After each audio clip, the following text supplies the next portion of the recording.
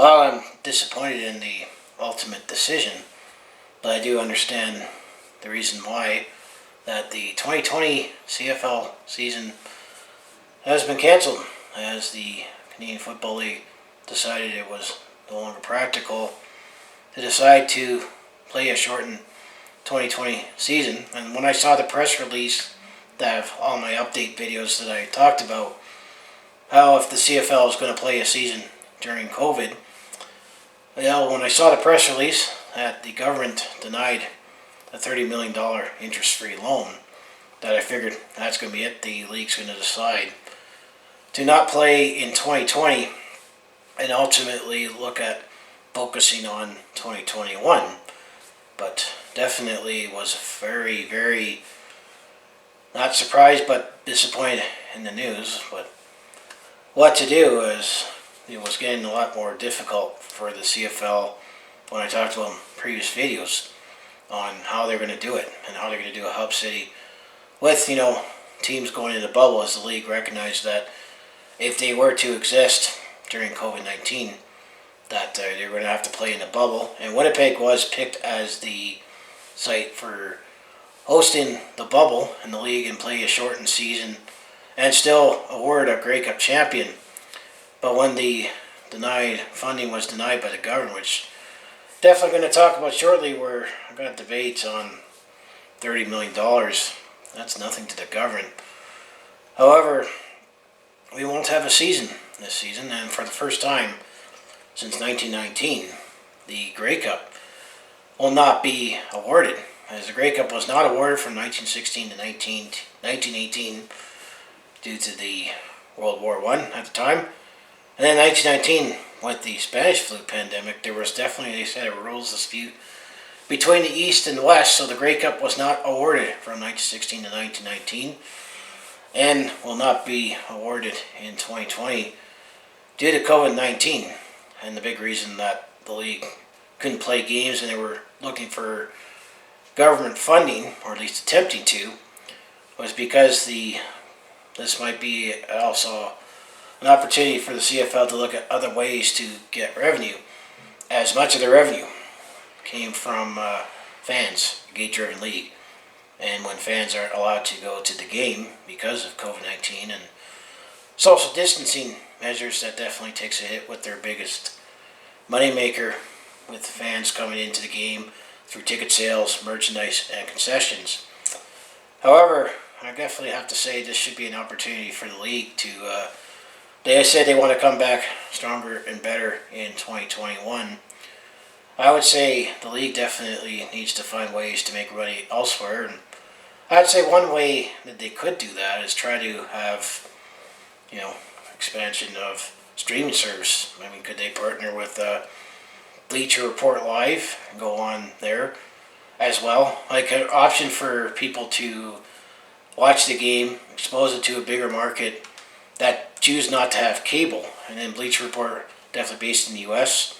I mean, that's where NLL games are, but the NLL is not on a big TV network like TSN, like the CFL is. But you need a cable subscription to be able to have TSN.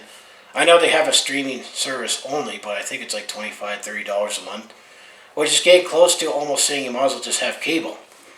But I'd say Bleacher Report, because that's how I was able to watch Calgary Roughneck games and other NL games, and the fact you can watch games on demand, which is definitely one opportunity that the league could ever have some kind of subscription service to make money that way and try to expose other markets.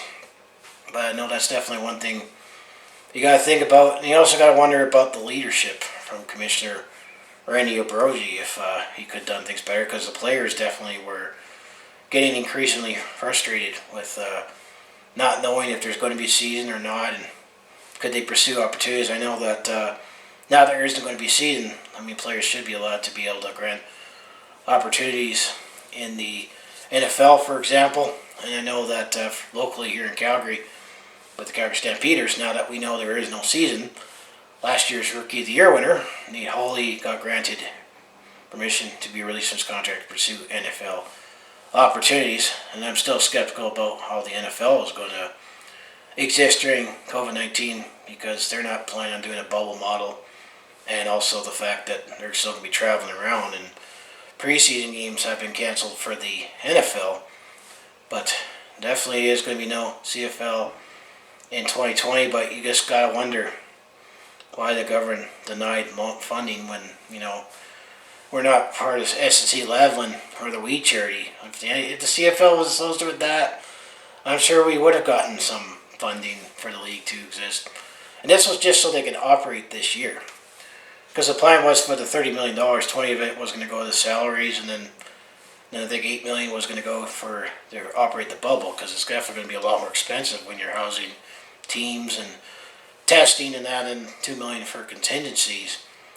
But I always felt that, given that if fans are allowed to game, and that's where you almost figure they should potentially seek government intervention, because it's the government at the end of the day that say you can't go to the game, you can't have fans go to the game, you can't operate. But I definitely have mixed opinions on that. I know it's government funding sports during a pandemic, but CFL has definitely been a big part of our heritage for over 100 years, and also many fans enjoy it. I mean, there's definitely a changing demographics that I have seen, and I'm kind of in that half generation where you got fans like my parents and grandparents demographic, and then you got kids today that aren't as interested, and definitely we're the demographic that's gonna come back to the games. While that's assuming economic conditions and being comfortable, be able to go to the games. But I know I'll just say that the CFL season is canceled. Not surprised. I'll put the link to the story in the description. But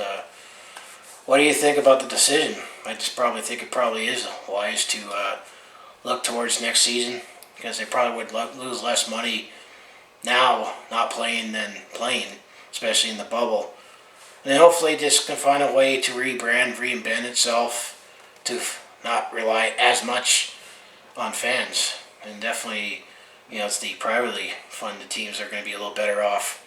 Let's say, for example, the Calgary Stampeders that are owned by the Flames, but you got the community-owned teams with Winnipeg, Edmonton, and Saskatchewan. They're definitely going to be feeling the pinch as well, but the whole league is definitely going to be feeling the pinch. But I'm just not surprised by it, but it is what it is. So what do you think of it? And good, Randy Ambrosie eventually takes fall as commissioner for Ladies. I mean, it's definitely a tough job to be a commissioner of a league during the pandemic and what's been going on. But hopefully I'll be back watching games again in 2021 and potentially playing football trips again and Grey Cups again like I have in the past.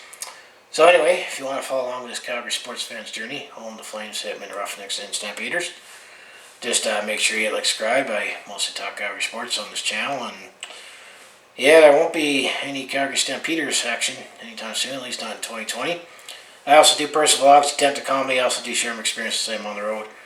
We're at a sport event there, so if that was something that could be interesting to watch, to follow along with this Calgary sports fans journey, you know what you need to do. Just make sure you subscribe. I also have my other social media links down in the description below, and definitely there was kind of a mix of politics in there too, because you just gotta wonder. They don't want to offend CFL to prop them up for the season, but yet there's mega millions being spent on the We Charity and the SNC Lavalin scandal, which definitely is starting to hurt the Liberal government right now, which now just leave it at that. But yeah, there won't be any football, but I figured just for the heck of it, I'll do it my Calgary Stampeders this month and recap what the season could have been. I'll do that shortly. And also, I'm not too sure if there'll be any other major CFL news stories between now and next season, but I'll talk about that more when I do the Season 3, Episode 1, a special no-season edition of my Calgary Stampeders this month. So as I say, go Stamps go, and hopefully we'll have some games to talk about in the future, starting in 2021, but we'll see what remains to be seen with COVID and how things are at then. So as I say, I'll see you in the next video.